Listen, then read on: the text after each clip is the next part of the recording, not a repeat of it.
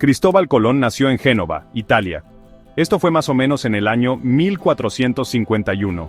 Génova era un lugar con mucho movimiento, una ciudad llena de barcos y marineros. Los palos altos de los barcos llenaban el puerto. El olor a sal y a pescado estaba en el aire. El joven Cristóbal miraba los barcos ir y venir, escuchaba historias de tierras lejanas. Estas historias despertaron algo en su joven mente. Él no lo sabía en ese momento, pero el mar lo estaba llamando. Era una llamada a la que un día respondería con mucha valentía y decisión, una llamada que cambiaría el mapa del mundo para siempre. Su papá se llamaba Domenico Colombo y tejía lana. También tenía un puesto de quesos. La familia no era rica, pero eran muy trabajadores.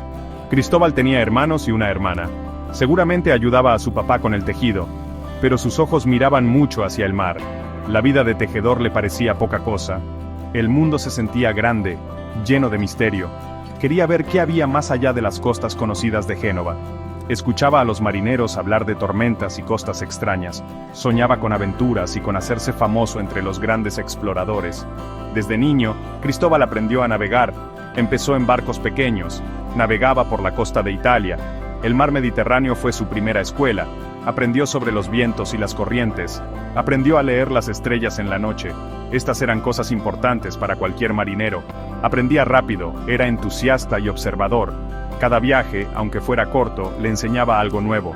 Se sentía como en casa en el agua, más que en la tierra. El movimiento del barco era como una canción de cuna para él, una promesa de los viajes que vendrían. Génova era una república, poderosa en el comercio. Sus barcos navegaban a muchos puertos. Este ambiente formó a Cristóbal. Vio a los comerciantes hacerse ricos con el comercio de otros países. Entendió el valor de las nuevas rutas y los nuevos mercados. Quizás pensó, ya desde entonces, en encontrar un nuevo camino a las tierras ricas del Oriente. La idea de navegar hacia el oeste para llegar al este no era completamente nueva, pero pocos se atrevían a intentarlo. Era una idea peligrosa, una idea atrevida, y comenzó a crecer en la mente de este joven de Génova, un soñador con sal en las venas.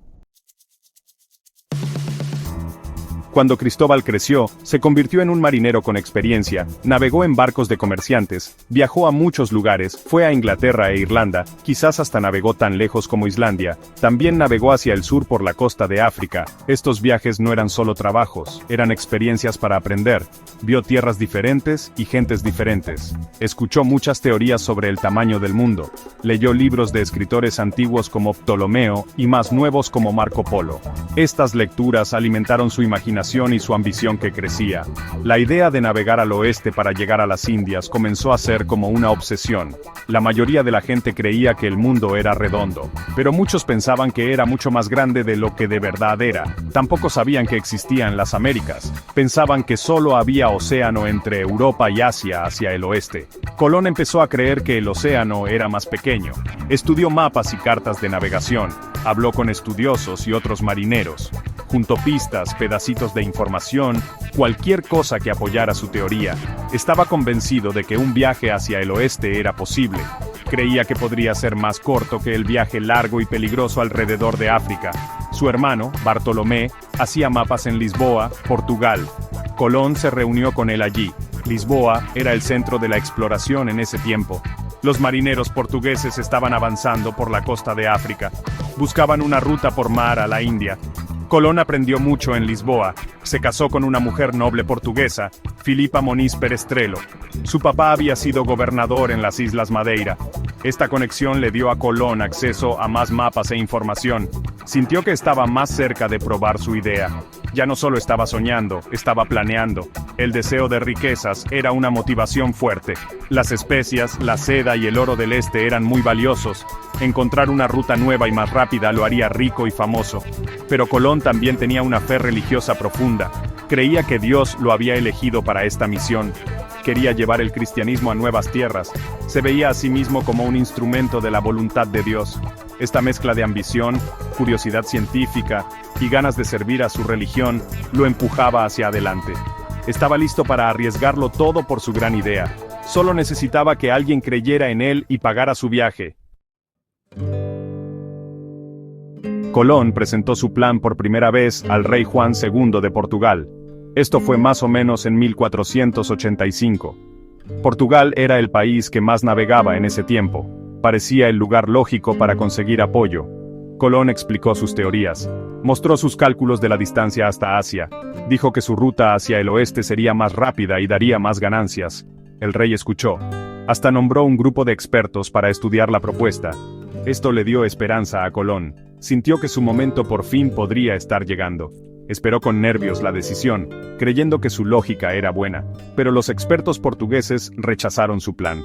Pensaron que Colón había calculado mal el tamaño de la tierra. Creían que el océano era mucho más ancho de lo que él decía. También pensaron que la ruta que proponía era muy arriesgada. Portugal ya estaba invirtiendo mucho en la ruta de África. Estaban avanzando bien, no querían gastar dinero en la aventura incierta de Colón. Esto fue una gran decepción para Colón. Había pasado años desarrollando sus ideas. Que lo rechazaran fue un golpe duro. Pero él no era un hombre que se rindiera fácil. Su decisión era fuerte. Después del rechazo en Portugal, Colón se mudó a España. Esperaba convencer a los reyes de España, el rey Fernando y la reina Isabel. España también era un reino poderoso, eran rivales de Portugal. Quizás estarían interesados en un proyecto que Portugal había rechazado. Colón llegó a España más o menos en 1486. Comenzó el largo proceso de buscar una reunión con el rey y la reina. Esto no fue fácil. España estaba ocupada con la Reconquista, la guerra para sacar a los moros de Granada. Los reyes tenían otras cosas más importantes que hacer. Colón tuvo que ser paciente y no rendirse. Durante varios años, Colón esperó. Siguió a la corte real de ciudad en ciudad, hizo contactos con gente importante, algunos lo apoyaban, otros dudaban de él. Presentó su caso muchas veces, se enfrentó a grupos de estudiosos y consejeros, cuestionaron sus cálculos y sus ideas. Fue un tiempo frustrante, muchas veces era pobre y vivía de la caridad de otros. Mucha gente pensaba que estaba loco, persiguiendo un sueño imposible, pero Colón se aferró a su creencia. Sabía que su idea era buena, solo necesitaba la oportunidad de probarla, la oportunidad que parecía tan lejana. Finalmente, en 1492, Colón tuvo su oportunidad. España había vencido a los moros en Granada. La reina Isabel ahora estaba lista para pensar en nuevas aventuras. Ella era muy católica y estaba interesada en llevar el cristianismo a otros lugares. También le interesaba la posibilidad de nuevas rutas de comercio y riquezas. Después de mucho negociar, los reyes de España aceptaron apoyar a Colón. Le dieron 3 barcos, la Niña, la Pinta y la Santa María. También le dieron el título de almirante del mar Océano y virrey y gobernador de cualquier tierra que descubriera. Su larga espera había terminado. El 3 de agosto de 1492, los 3 barcos pequeños salieron de Palos de la Frontera. Colón comandaba el barco principal, la Santa María. La tripulación era una mezcla de marineros con experiencia y algunos novatos nerviosos. Muchos tenían miedo. Estaban navegando en aguas desconocidas. Nadie sabía qué había más adelante. Había historias de monstruos marinos y mares que hervían. Pasaban las semanas y no aparecía tierra. La tripulación se puso inquieta.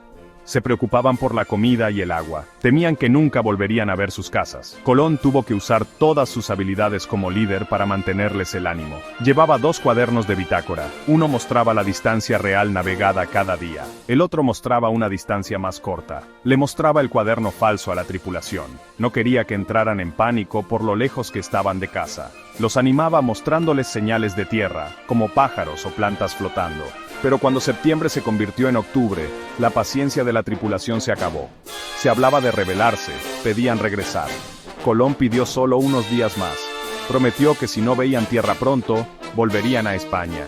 Entonces, en la madrugada del 12 de octubre de 1492, un marinero en la Pinta, Rodrigo de Triana, gritó: ¡Tierra! ¡Tierra! Habían llegado a una isla en lo que hoy son las Bahamas. Colón la llamó San Salvador, que significa Santo Salvador. Bajó a tierra con algunos de sus hombres. Plantó la bandera española, reclamó la tierra para España, creía que había llegado a las afueras de Asia, a las Indias. No sabía que se había topado con un continente nuevo y enorme, un nuevo mundo para los europeos. Este momento marcó el comienzo de una nueva época en la historia del mundo. Sección 5. Nuevas tierras, nueva gente. Los primeros encuentros. Bueno, cuando Colón y sus hombres llegaron a San Salvador, ellos, conocieron a la gente nativa. Eran los taínos. Eran, tú sabes, pacíficos y curiosos. Colón los describió como gente linda y amable. Vivían vidas sencillas. Cultivaban cosas como maíz, ñames y algodón. No tenían armas de hierro y usaban poca ropa. Aún así, recibieron a los extraños con regalos. Colón, a cambio, les dio cositas pequeñas como cuentas de vidrio y campanas. Él estaba, ansioso por encontrar oro. Los taínos usaban pequeños adornos de oro, lo que convenció a Colón de que había minas de oro ricas cerca. Colón y sus barcos exploraron otras islas en el Caribe. Navegó a Cuba, pensando que podría ser Japón o parte de China continental. Luego, llegó a una isla que llamó La Española. Esta isla es ahora donde están Haití y la República Dominicana. La Santa María, lamentablemente, encalló en La Española el día de Navidad. No se pudo salvar. Así que Colón decidió construir un fuerte allí, llamándolo La Navidad. Dejó unos 39 hombres en el fuerte para buscar oro y empezar un poblado. Esta fue, de verdad, la primera colonia europea en el Nuevo Mundo. Ahora, la relación con los indígenas fue complicada desde el principio. Colón los vio como gente que podía convertirse al cristianismo y también como gente para trabajar. Incluso secuestró a varios taínos para llevarlos a España, queriendo que aprendieran español y sirvieran de intérpretes. Estaba impresionado por lo generosos que eran, pero también notó que no tenían armas, lo que los hacía débiles. Aunque los primeros encuentros fueron muchas veces pacíficos, se sembraron las semillas de futuros problemas. El deseo de los europeos por el oro y la tierra pronto llevaría a abusar y usar la violencia contra la gente nativa. En enero de 1493, Colón zarpó de regreso a España en La Niña. La Pinta navegó por separado por un tiempo. Llevó con él algo de oro, loros, plantas raras y los nativos secuestrados. El viaje de regreso, sin embargo, fue difícil. Enfrentaron tormentas terribles, y Colón temió que no lo lograrían. Escribió una historia de sus descubrimientos y la selló en un barril, esperando que llegara a la orilla si el barco se hundía. Pero sobrevivieron. En marzo de 1493, La Niña llegó de nuevo a Palos. Colón fue recibido como un héroe. Su viaje había abierto una nueva página en la historia de la humanidad. Sección 6. Más viajes, esperanzas y dificultades. Colón hizo 3 viajes más a las Américas. Su éxito en el primer viaje le consiguió más apoyo de los reyes de España. El segundo viaje, en 1493, fue mucho más grande. Incluía 17 barcos y más de 1000 hombres. El objetivo era poner una colonia permanente en La Española. También querían encontrar más oro y seguir explorando. Cuando llegaron a la Navidad, encontraron el fuerte destruido. Todos los hombres que Colón había dejado estaban muertos. Este fue un descubrimiento triste y feo. Mostró los problemas de la colonización y la resistencia de la gente nativa. En este segundo viaje, Colón fundó un nuevo poblado llamado Isabela en La Española. Fue el primer pueblo europeo oficial en el Nuevo Mundo. Sin embargo, la vida en la colonia era muy difícil. Los colonos sufrieron enfermedades, falta de comida y peleas con los taínos. Colón, como gobernador, luchaba por mantener el orden. Obligó a los taínos a sacar oro de las minas. Este sistema fue cruel y causó muchas muertes entre la gente nativa. También envió a cientos de taínos a España como esclavos. A la reina Isabel no le gustó esto. Ella creía que los indígenas eran sus súbditos, no esclavos. Colón siguió explorando, hizo mapas de más partes de Cuba, descubrió Jamaica y otras islas. Pero todavía creía que estaba en Asia. Estaba buscando la tierra principal de Cathay, o sea, China o la India. Su tercer viaje comenzó en 1498. Esta vez, navegó más al sur. Llegó a la costa de América del Sur, cerca de donde hoy está Venezuela. Vio el gran río Orinoco. La cantidad enorme de agua dulce que llegaba al mar lo convenció de que había encontrado una gran masa de tierra. Lo llamó un otro mundo. Pero había problemas creciendo en La Española. Los colonos se quejaban de cómo él dirigía. Las quejas llegaron a España. Los reyes enviaron un comisionado real, Francisco de Bobadilla, a investigar.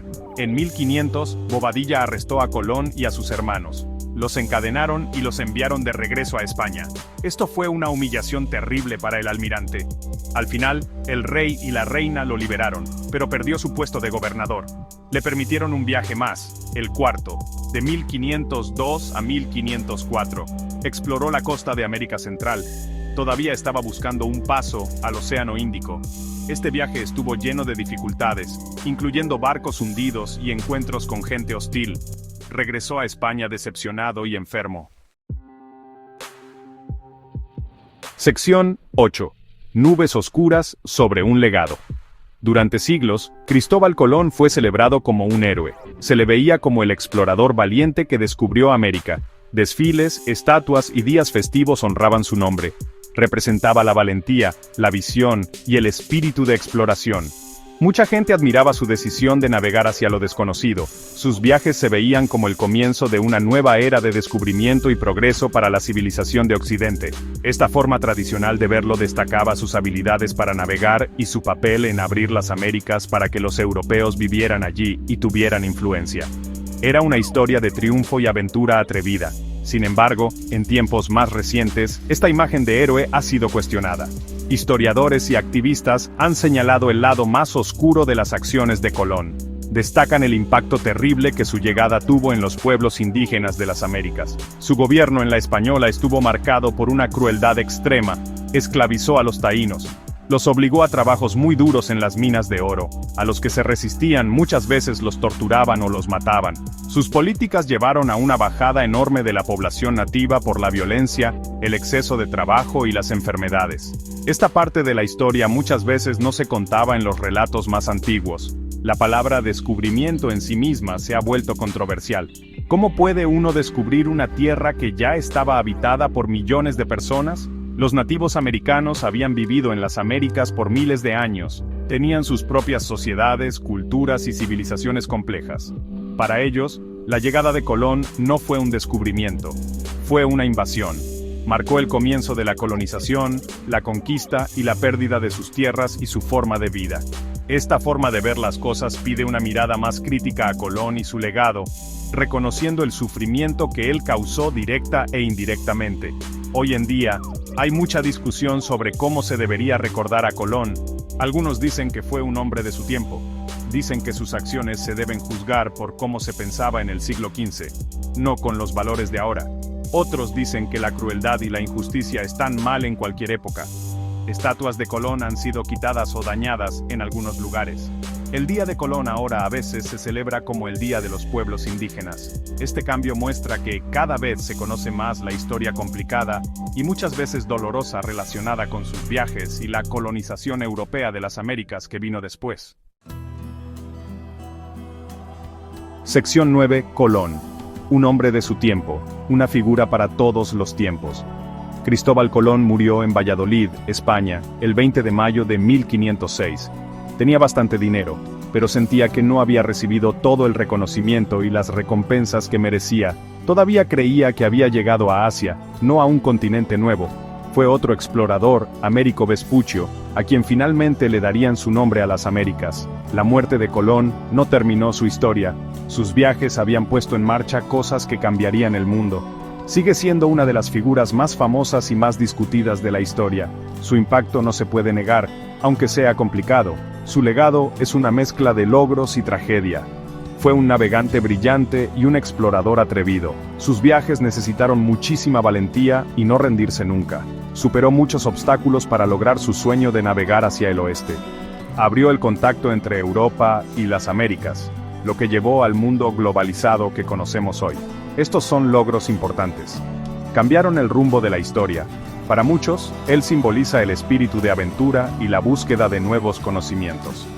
Se atrevió a desafiar los límites conocidos de su mundo, pero su historia es también una historia de conquista, esclavitud y sufrimiento para los pueblos indígenas. Su llegada trajo enfermedad y destrucción a su mundo. Él inició un periodo de colonización europea que tuvo consecuencias terribles para las poblaciones nativas en 2 continentes. Este lado oscuro no se puede ignorar. Entender a Colón significa entender tanto sus logros como el precio terrible que pagaron otros. Significa mirar la historia desde muchos puntos de vista, no solo el europeo. Esta imagen más completa es muy importante para entender de verdad. Al final, Cristóbal Colón es un símbolo. Simboliza la era de la exploración, con toda su ambición y su brutalidad. Él representa la relación complicada entre diferentes culturas cuando se encuentran. Su historia nos obliga a pensar en cómo recordamos el pasado. Nos hace preguntar quién cuenta las historias y qué voces se escuchan. Fue un hombre de su tiempo, movido por las creencias y ambiciones de su época, pero sus acciones tuvieron consecuencias que van mucho más allá de su tiempo, convirtiéndolo en una figura cuyo legado sigue siendo discutido y mirado de nuevo por cada nueva generación.